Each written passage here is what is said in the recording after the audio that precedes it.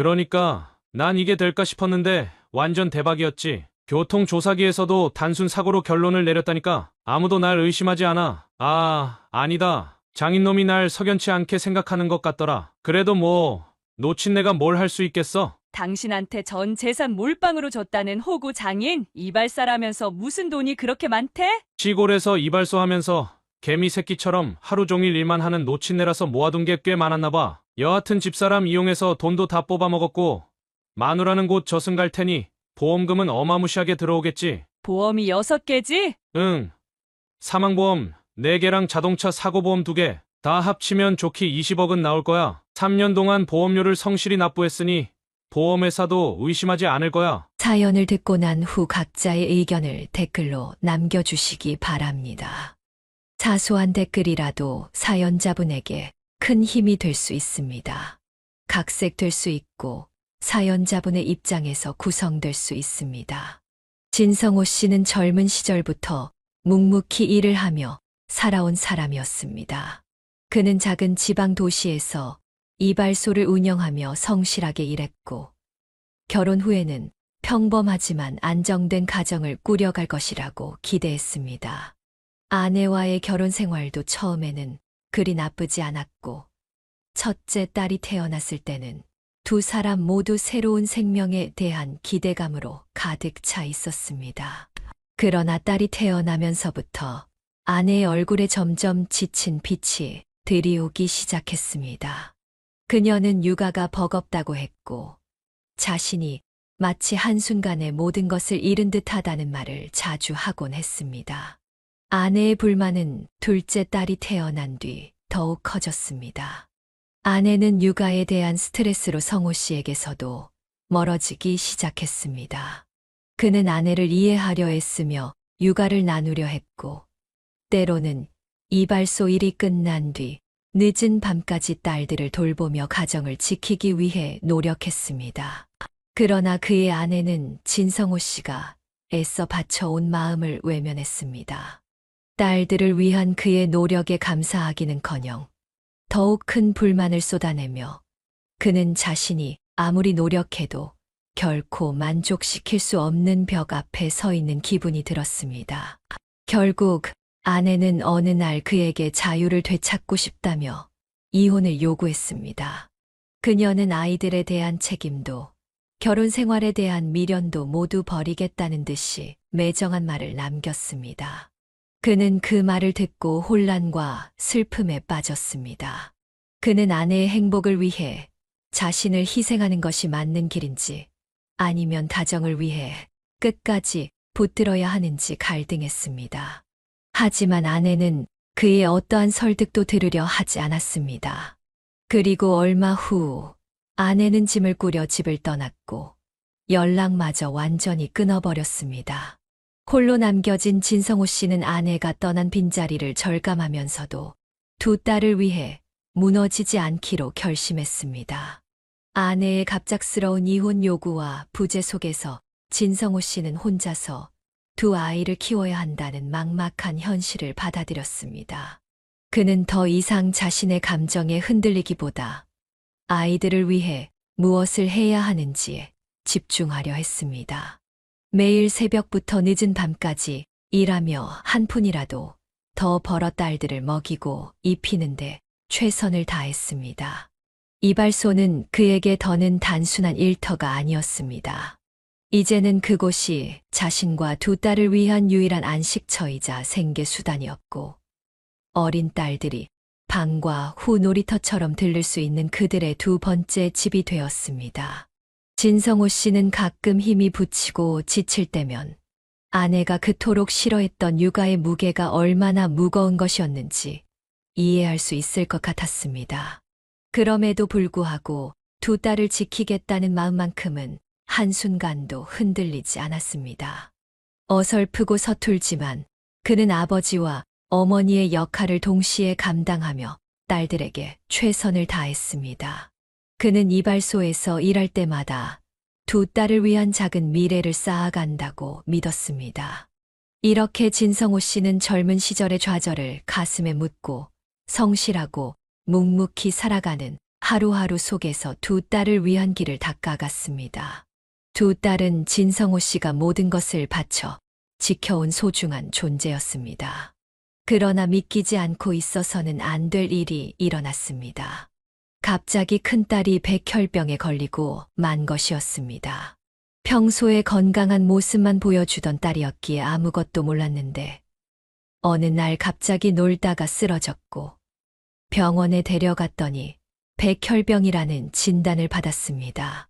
병원에서는 바로 입원 치료를 해야 한다고 했습니다. 그는 이발소 문을 닫고 큰딸을 병원에 입원시켰습니다. 의사는 항암 치료와 골수 이식만 받으면 완치가 가능하다고 했기에 딸이 살 수 있을 거라고 굳게 믿었습니다. 어린 딸이 항암 치료를 받으며 고통스러워하는 모습을 볼 때마다 그는 차라리 자신이 대신 아팠으면 좋겠다는 생각이 들었습니다. 그는 골수 이식을 위해 자신의 골수를 병원에 기증했지만 딸에게 적합하지 않아 다른 기증자의 골수를 기다려야 했습니다. 하지만 딸에게 맞는 골수는 쉽게 나오지 않았고 대기 상태로 입원 치료를 지속해야 했습니다. 그는 딸이 잘 버텨줄 거라고 믿었지만 얼마 지나지 않아 딸은 고통을 이기지 못하고 세상을 떠났습니다. 이제 겨우 10살이었던 아이는 꽃도 피워보지 못한 채 떠나버렸습니다. 가슴이 미어지는 슬픔에 그는 매일 울기만 했습니다. 부모로서 지켜주지 못한 미안함에 일상을 살아가는 것이 힘들었지만 둘째 딸을 위해 정신을 붙잡으려 애썼습니다. 첫째가 백혈병으로 세상을 떠난 뒤 진성호 씨는 깊은 좌절에 빠졌습니다. 그는 스스로를 탓하며 매일 죄책감에 시달렸습니다. 어린 딸을 지켜주지 못했다는 생각이 머리를 떠나지 않았고 세상을 떠난 첫째의 빈자리가 집 안 구석구석에 남아 그의 가슴을 짓누르고 있었습니다. 밤마다 그는 잠을 이루지 못하고 상실감에 잠식당해 갔고 첫째를 잃은 슬픔이 그의 어깨를 더욱 무겁게 짓눌렀습니다. 그런 그에게 위로가 되어준 건 바로 어린 둘째 딸이었습니다. 어린 둘째 딸은 어른처럼 진성호 씨의 옆에서 고사리 손으로 밥을 챙겨주고 힘내라고 등을 토닥여 주었습니다. 둘째 딸은 어리지만 아버지가 처한 슬픔을 어린 나름대로 이해하고 있었습니다.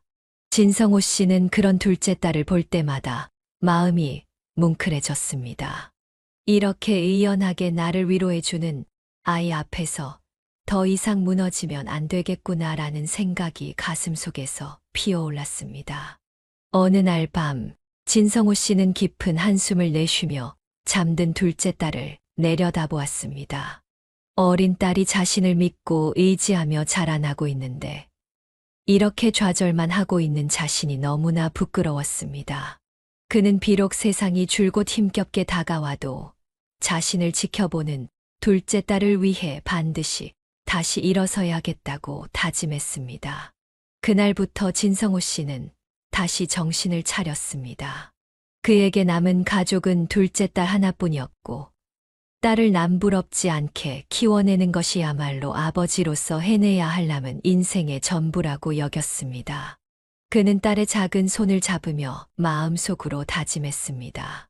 둘째 딸이 행복하고 건강하게 자랄 수 있도록 어떠한 역경도 이겨내고자 마음먹었습니다. 그는 이발소 일에 다시 열정을 쏟아붓기 시작했습니다. 아침부터 늦은 밤까지 손님을 맞이하며 두 사람의 미래를 위해 열심히 일했습니다. 이발소는 그의 터전이자 둘째 딸과 함께 살아갈 기반이 되어갔습니다. 진성호 씨는 딸을 위해 스스로의 슬픔을 감추고 강해졌습니다. 어린 딸을 웃게 할 때마다 그는 조금씩 자신을 되찾아갔고 둘째 딸을 보살피는 일에서 아버지로서의 사명과 기쁨을 발견했습니다. 그는 둘째 딸이 원하는 것은 무엇이든 해주려고 애썼습니다.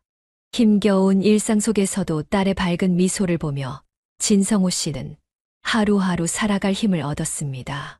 다행히 둘째 딸은 건강하게 자라주었습니다. 진성호님에게는 그것만으로도 큰 축복이었습니다. 그렇게 딸은 성인이 되어 지방의 대학을 졸업하고 괜찮은 회사에 취직해 사회생활을 시작했습니다.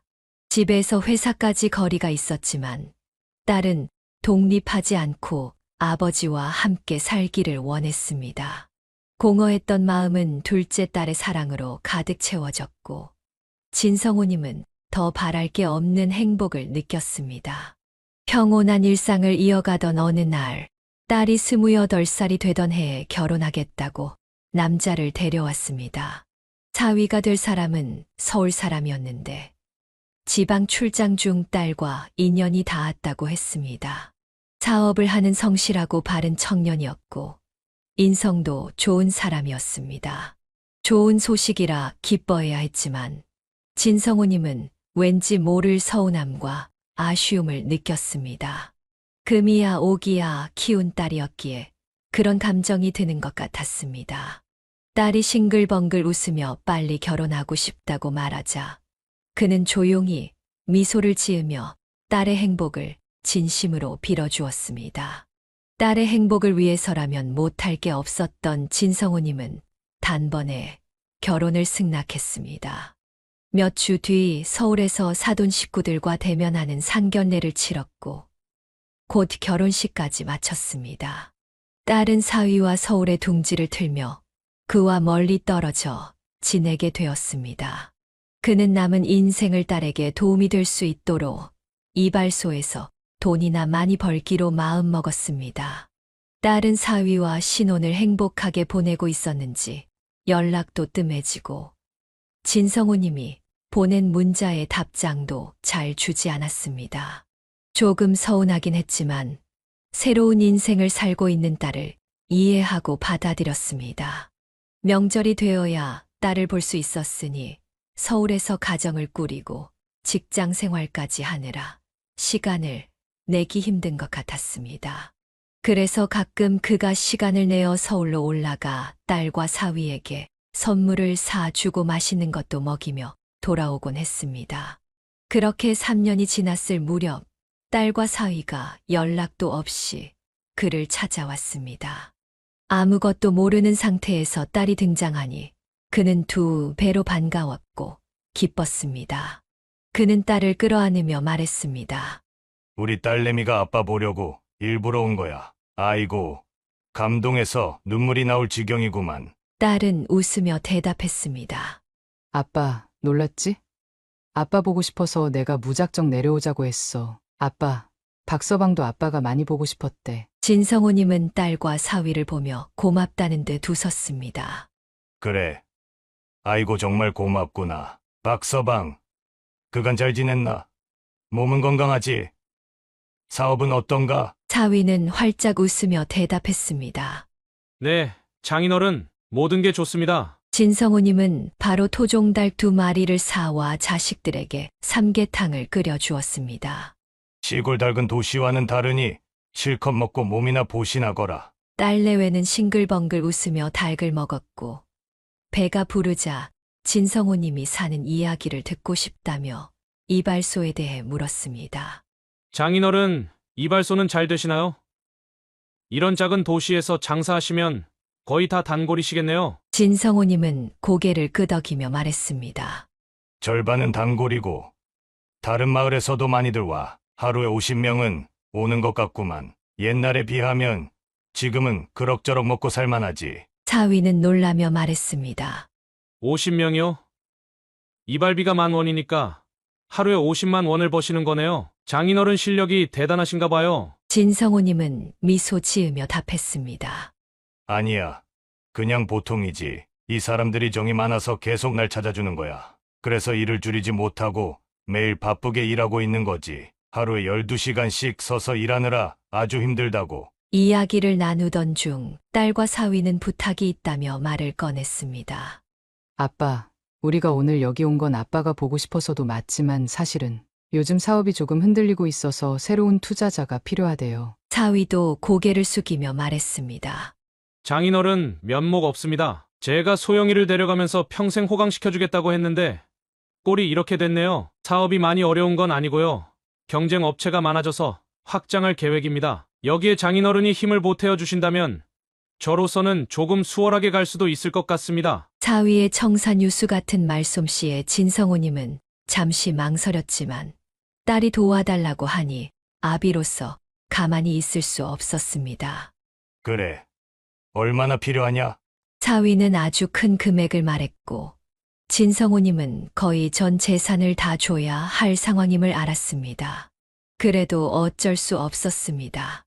딸이 잘 사는 모습을 계속 보려면 도와줘야 한다고 결심했습니다.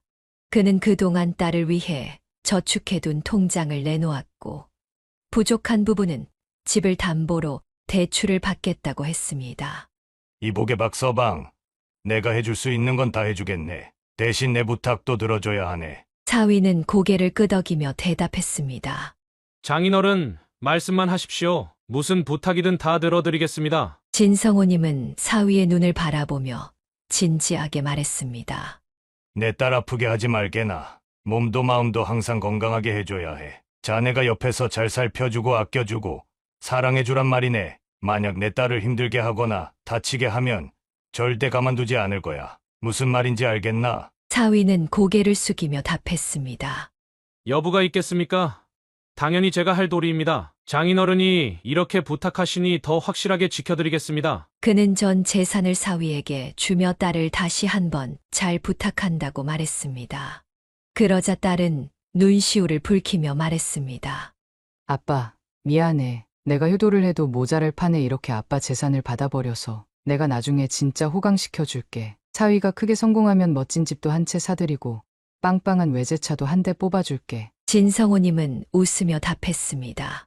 아서라, 난 지금 사는 집이 좋다. 그는 딸이 남긴 따뜻한 온기와 아내, 그리고 큰딸의 추억이 깃든 집이 좋다고 생각했습니다. 비록 낡은 집이었지만 그가 살아있는 동안 무너지지 않을 것이라며 딸에게 말했습니다. 소현이와의 추억도 깃들어 있고 소영이, 너의 온기도 남아있어서 여기가 좋다. 비록 낡은 집이긴 해도 내가 죽기 전엔 절대로 무너지지 않을 거야. 딸은 웃으며 답했습니다. 하여튼 우리 아빠는 순정파의 낭만파라니까요. 아빠, 정말 고마워요. 앞으로 자주 찾아뵐게요. 그래. 서울 잘 올라가서 몸 건강히 지내거라. 다른 건 다 필요 없고 남편한테 사랑받고 아프지만 않으면 된다. 그는 혹시나 하는 마음에 딸에게 피검사를 자주 받으라고 당부했습니다. 큰딸처럼 둘째 딸마저 백혈병에 걸릴까봐 늘 걱정했던 것입니다. 딸이 서울에서 잘 살고 있으리라 믿으며 진성호님은 이발소에서 일에 몰두하며 시간을 보냈습니다. 혼자 집에 누워있기보다는 일하며 시간을 보내는 게 나을 것 같아 아침부터 늦은 밤까지 이발소에 머물렀습니다.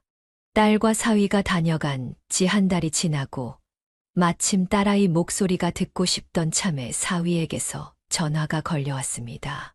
진성호님은 반가운 마음에 신나게 전화를 받았습니다. 오, 박서방. 마침 전화 잘했네. 자네 그 사업은 이상 없이 잘 되고 있는 거지? 그러나 사위의 목소리는 떨려 있었습니다. 장인어른, 큰일 났습니다. 소영이가 크게 다쳤어요. 뭐라고? 어딜 얼마나 다친 거야? 지금 수술실에 들어갔습니다. 정말 죄송합니다. 내가 지금 바로 올라가겠네. 병원 위치가 어딘지 문자로 보내게. 그는 손님 머리를 자르다 말고 급히 사과를 남기고 이발소 문을 잠그지도 않은 채 뛰쳐나왔습니다. 오래된 차를 끌고 서울로 향했고 과속까지 하며 절반의 시간을 단축해 병원에 도착했습니다.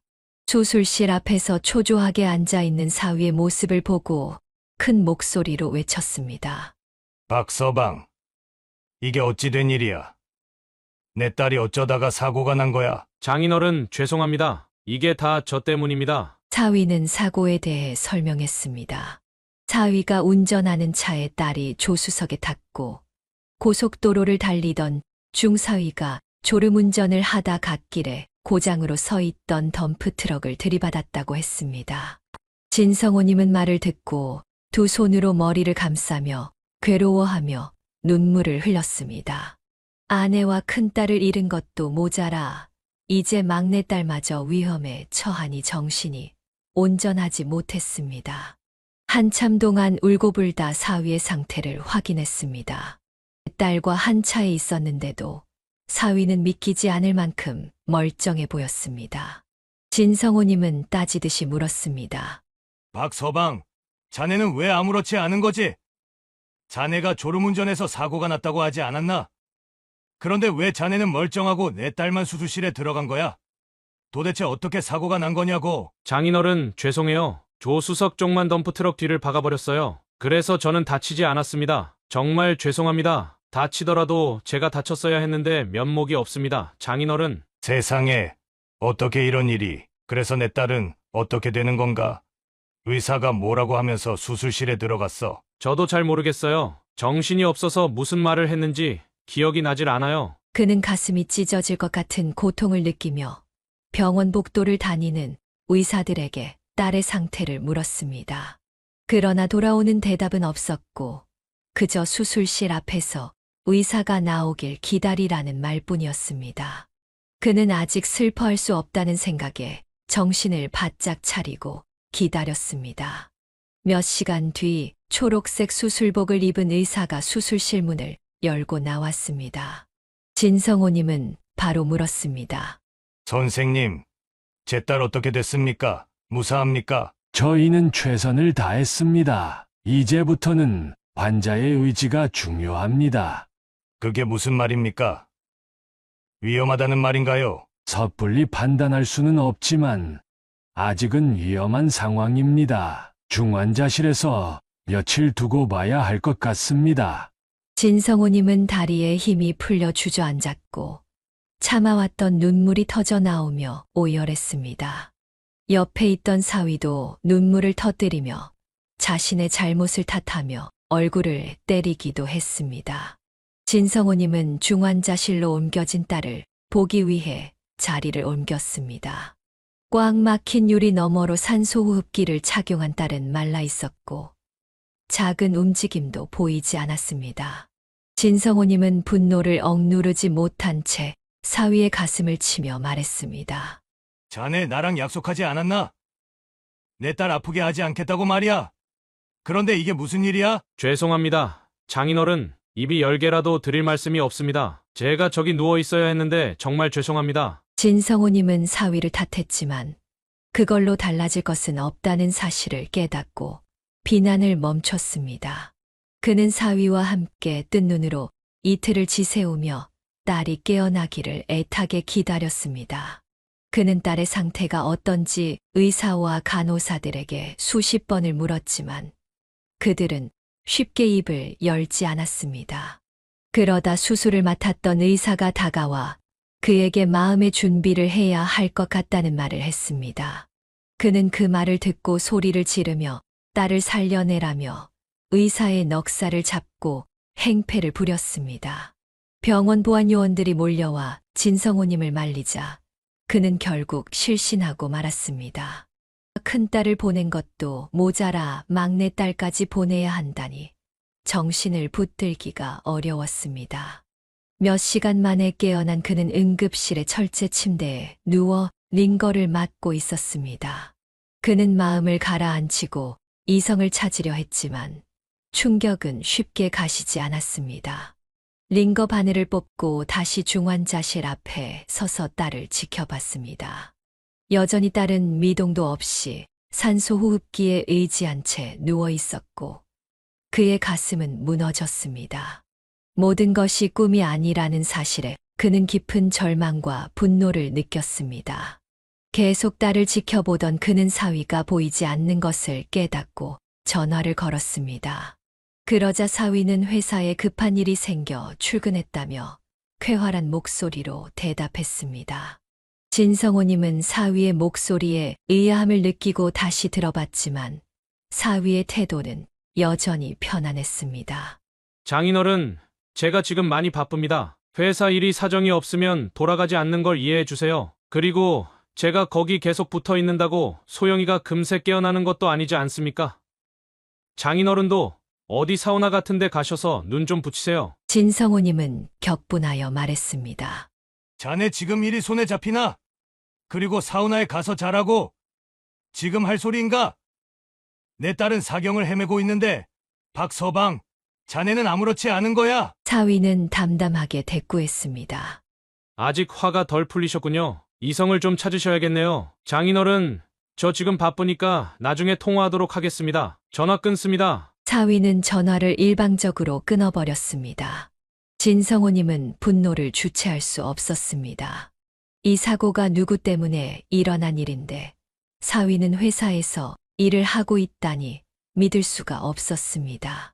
같은 사고를 겪었는데 사위는 멀쩡하게 출근까지 했고 딸은 사경을 헤매고 있는 상황에 그는 더 큰 의심이 들었습니다. 진성호님은 뭔가 숨기고 있는 것이 있을 것 같아 사위의 뒤를 캐보기로 결심했습니다. 병원 간호사에게 연락처를 남기고 딸이 깨어나거나 다른 문제가 생기면 연락 달라고 당부한 후 딸의 신혼집으로 향했습니다.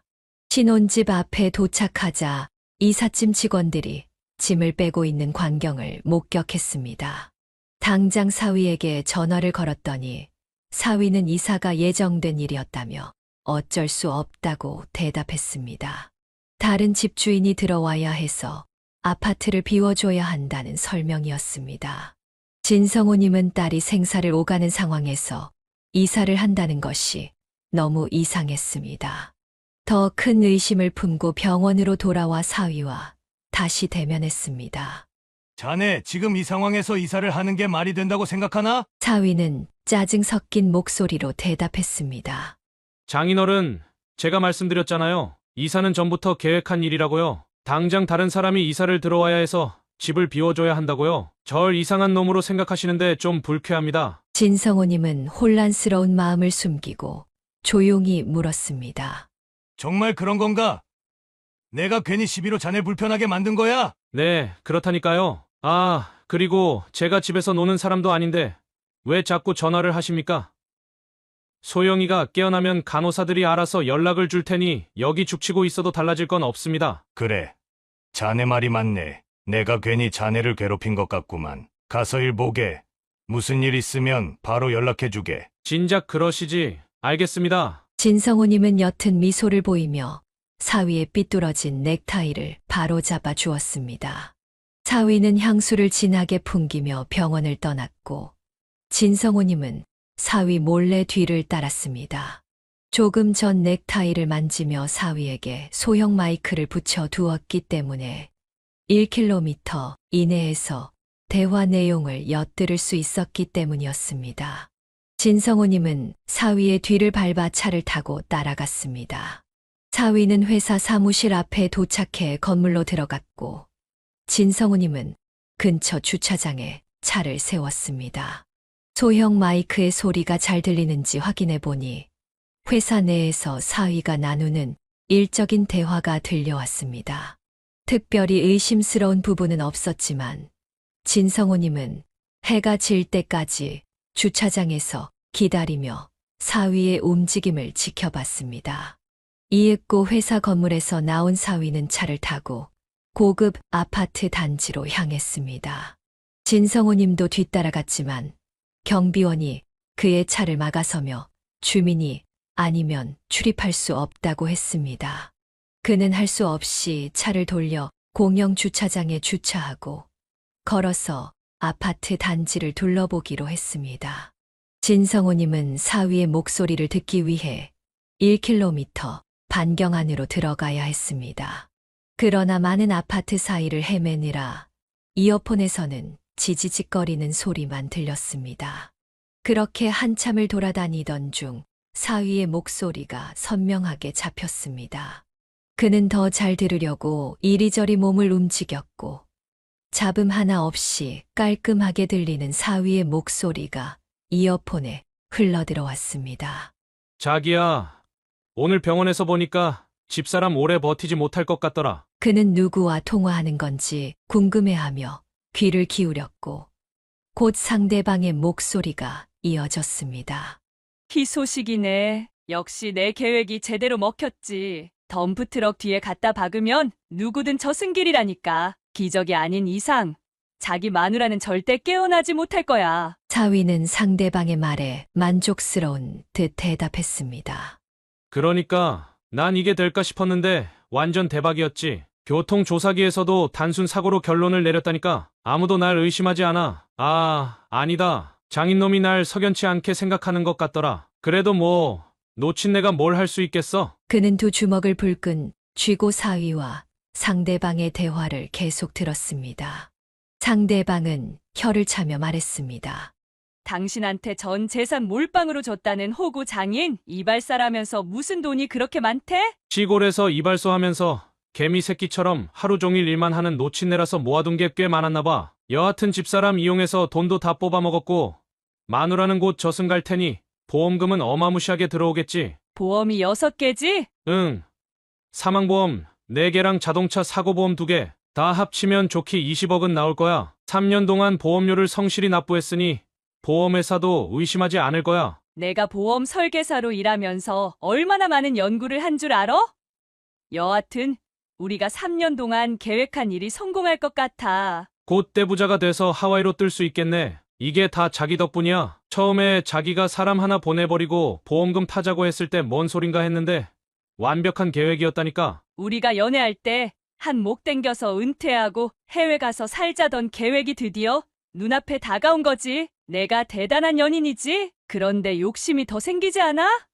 자기 장인 말이야. 식구 하나 없는 호랍이라며? 이왕이면 그 노친네도 보험 사기로 보내버리면 어떨까 싶은데 자기가 슬픈 척 연기 좀 더 하고 아예 그 노친네 집에 가서 같이 살면 되잖아. 옆에서 보내버리면 간편하겠지. 그래, 뭐 좋아. 이왕 일 벌인 김에 크게 놀아보자고. 그놈 작전은 어떻게 짤 거야? 좋은 아이디어라도 있어. 그야 내가 다 알아서 해줄게. 보험금 지급 사례를 쭉 살펴보고 의심받지 않고 그 노친네를 보낼 방법이 뭐가 있을지 찾아볼게. 걱정하지 마. 내 머리로 짜내면 누구든 빠져나가지 못할 테니까. 역시 자긴 최고야. 그런데 오늘 왜 이렇게 예뻐? 어제보다 더 상큼해진 것 같은데. 자기야, 내가 다른 여자랑 결혼해서 열받고 화딱지 나지 않았어? 당연히 열받고 화딱지 났지. 당신이 다른 년이랑 자빠져 사는데 좋을 리가 있겠어?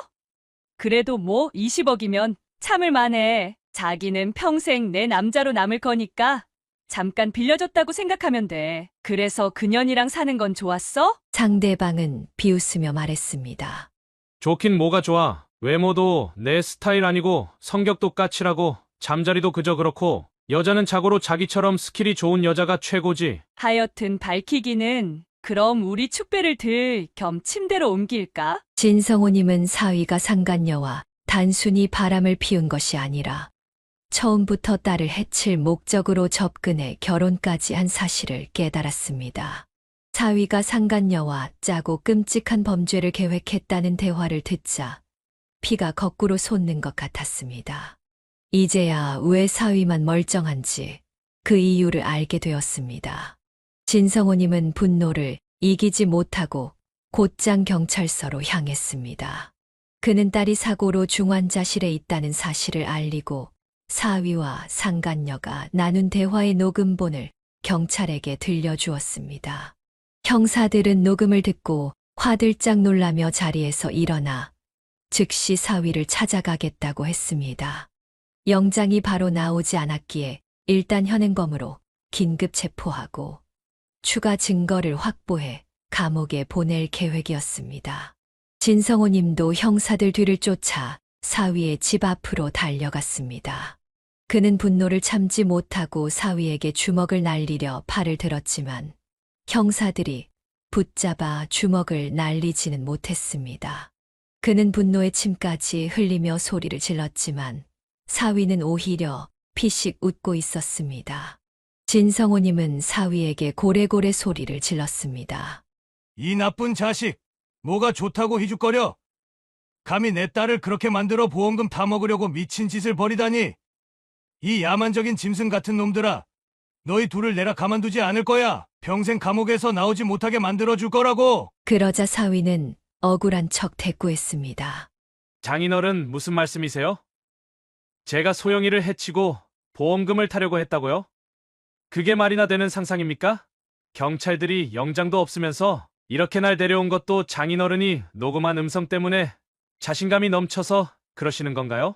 어쩌죠?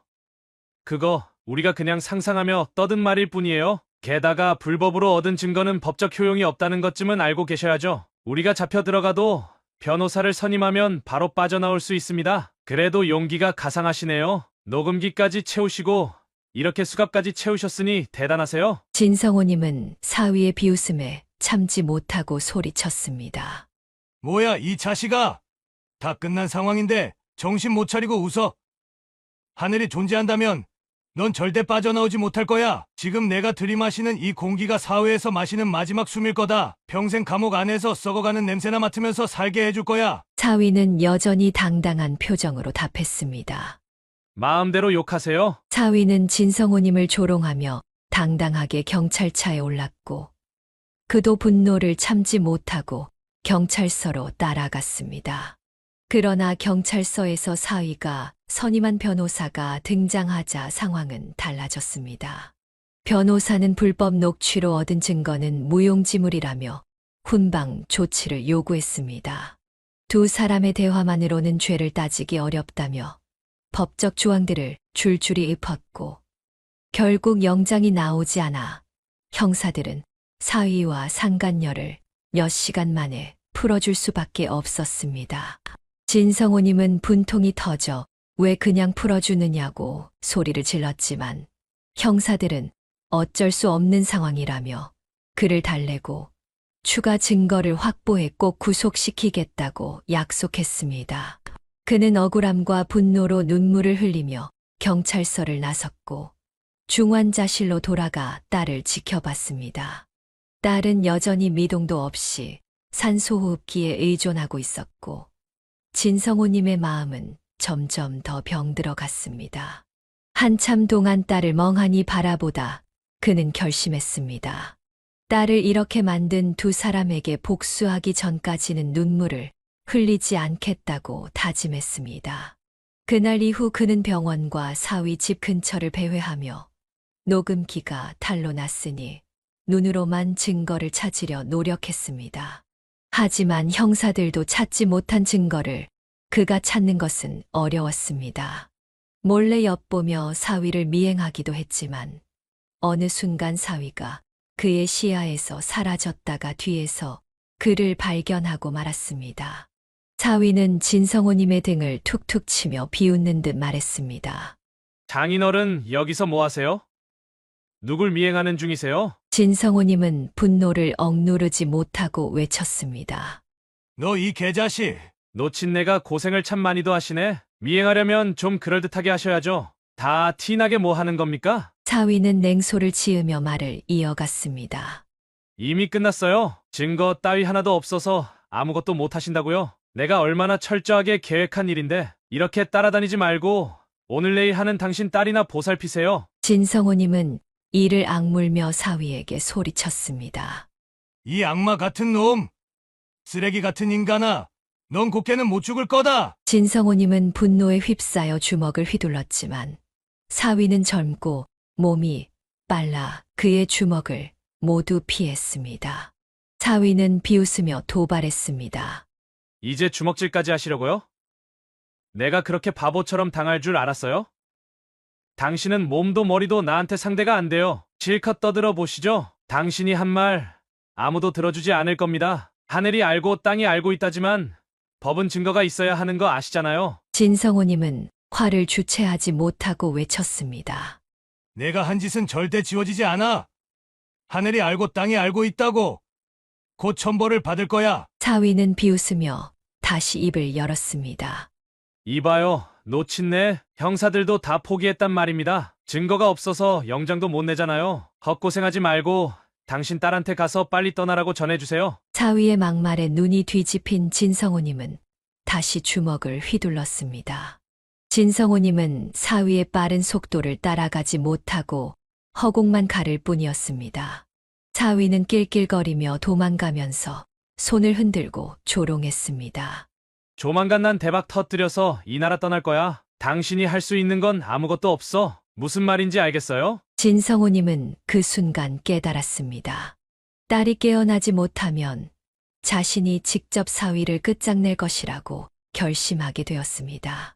며칠 뒤 병원 휴게실에서 졸고 있던 진성호님에게 간호사가 다급히 찾아와 큰일이 났다고 소리쳤습니다. 그는 놀라 급히 딸의 병실로 달려갔고 그 순간 참았던 눈물이 한없이 쏟아져 앞이 보이지 않을 정도였습니다. 진성호님은 딸과 마주한 뒤 곧장 사위와 상간녀가 있는 집으로 향했습니다. 그는 한 손에 두 사람을 응징할 야구방망이를 들고 사위와 상간녀가 사는 층으로 올라갔습니다. 초인종을 울리자 문이 쉽게 열렸고 사위는 그를 보자마자 비웃듯이 농락했습니다. 어라, 노친네 왔네? 흥분한 얼굴 보니까 소영이가 저 세상에 간 모양이네. 그렇지? 파티해야겠네. 꼰대 잘 왔어. 와서 술이나 한잔하자고. 내가 살 테니까. 당신한테 받은 돈이 많아서 그 정도는 선심 써줄 수 있어. 넌 쑥과 마늘 좀 처먹어야겠구나. 이 짐승 같은 놈아. 오늘 내가 내 놈에게 복수할 날이 왔다. 내가 들이마시는 이 공기가 오늘로써 마지막인 줄 알아라. 진짠가 보네. 소영이가 저승길로 확실히 갔나 봐. 그럼 이제 보험금만 타면 내 완전한 승리야. 자기야, 들었지? 우리 이제 하와이로 뜨자고. 진성호님은 참을 수 없었습니다.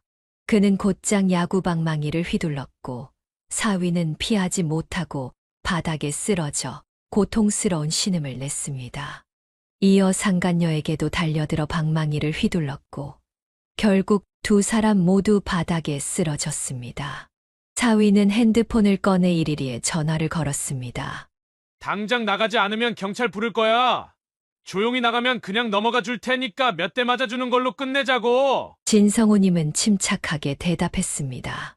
경찰을 부를 필요는 없어. 어차피 경찰들이 여기로 오고 있으니까. 사위는 놀란 듯 물었습니다. 그게 무슨 소리야? 경찰들이 여길 왜 와? 내 딸이 죽었다고? 난 그런 말 한 적 없는데. 사위는 경악하며 물었습니다. 아직도 숨이 붙어 있는 거라고? 그럼 왜 여기 와서 이 난동을 부리는 건데? 진성호님은 냉정히 대답했습니다. 내 놈이 내 딸을 해치려 했던 증거를 찾았기 때문이지. 내 인생은 이제 끝이야. 내 옆에 있는 년도 마찬가지고. 오늘 이후로 너희 둘은 다시 만나지 못할 거다. 하고 싶은 말이 있으면 지금 많이 해둬라. 사위는 어이가 없다는 듯 말했습니다. 그럴 리가 없어. 사고 난 차도 폐차했고 증거는 아무것도 남아있지 않다고. 우리가 얼마나 완벽하게 계획했는데 이 노친네가 괜히 발악하는 거구나. 설마 우리 입으로 실토하게 해서 또 몰래 녹음하려는 거야? 진성호님은 피식 웃으며 답했습니다. 그래.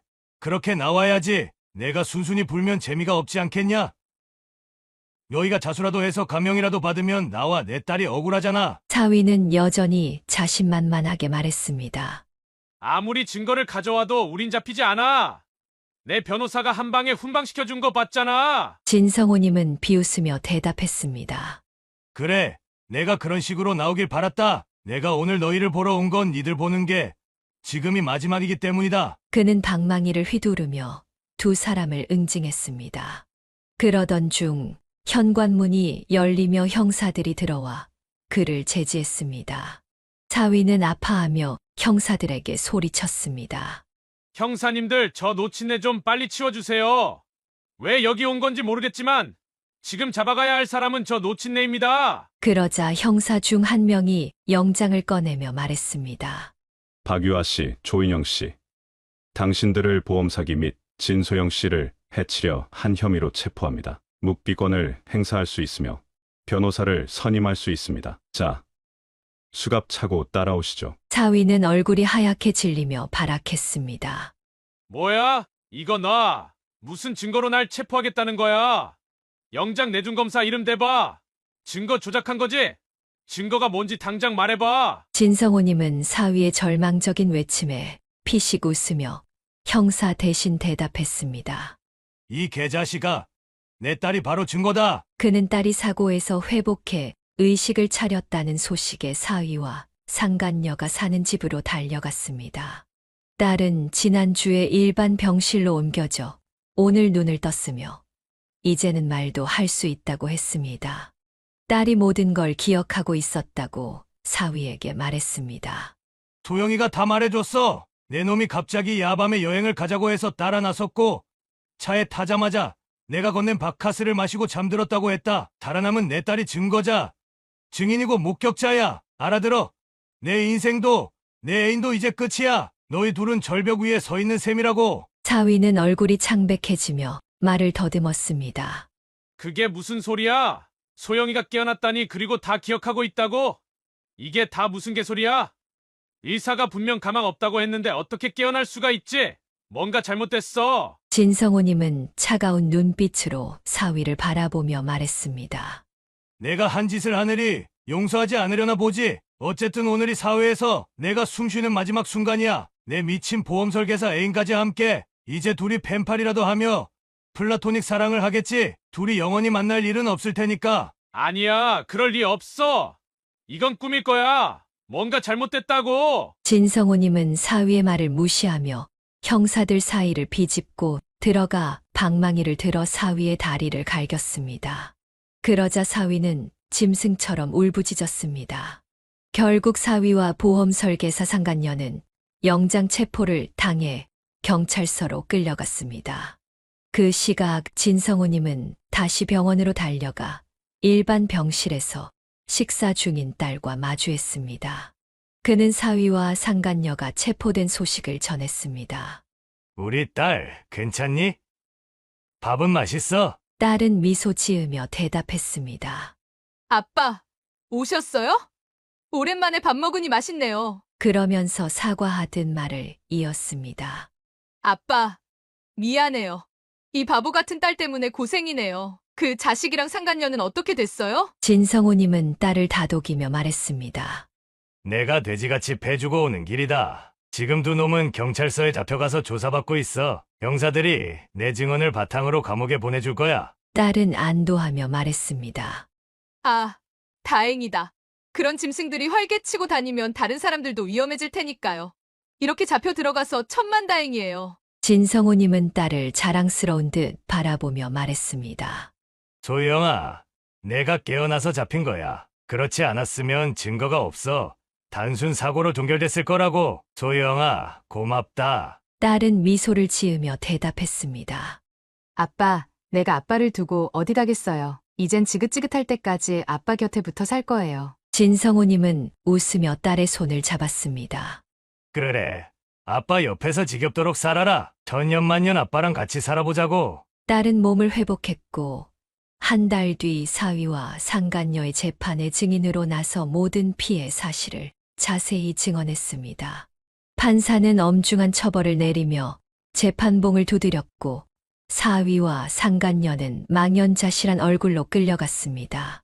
그들이 사라지는 모습이 두 짐승의 마지막 모습이었습니다.